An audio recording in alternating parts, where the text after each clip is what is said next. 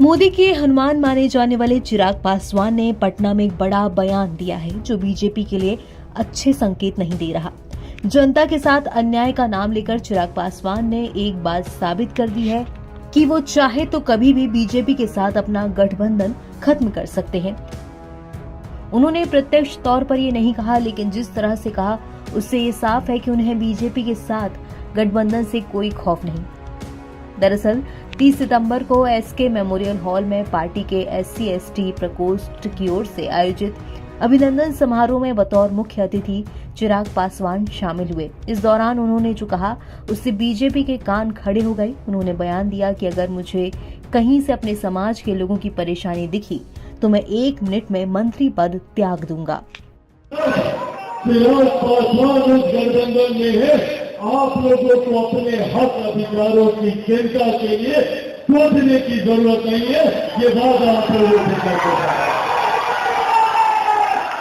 और जिस दिन चिराग पासवान को लगेगा कि गठबंधन में मेरे लोगों के साथ अन्याय हो रहा है या गठबंधन में हम लोग की बातों को सुना नहीं जा रहा, तो मेरे पिता ने भी 1 मिनट नहीं सोचा था मंत्री पद को लात मारने से पहले। अगर मुझे भी लगेगा तो किसी लालच में नहीं।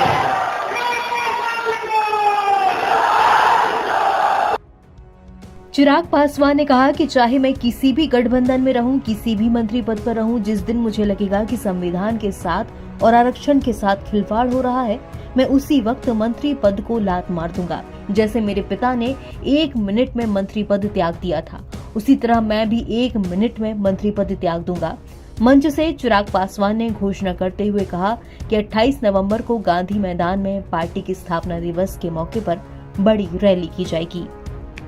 हालांकि उन्होंने इसी कार्यक्रम में पीएम मोदी की तारीफ भी की। उन्होंने कहा कि लैटरल एंट्री में आरक्षण के मामले में हमने पीएम मोदी को कहा है कि ये गलत है और उन्होंने हमारी बात सुनी है।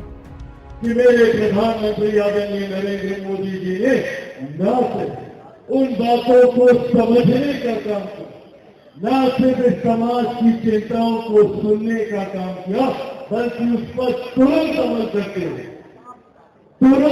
करते हुए अगले दिन ही इस फैसले को वापस लेकर हम लोगों को सम्मान दिलाने का काम किया। इसके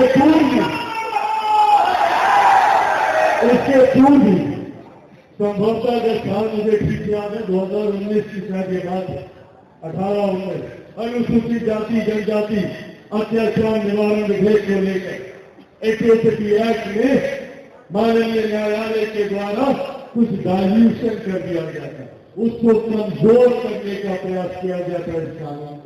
उस वक्त मेरे नेता मेरे पिता आदरणीय रामविलास पासवान जी जीवित थे।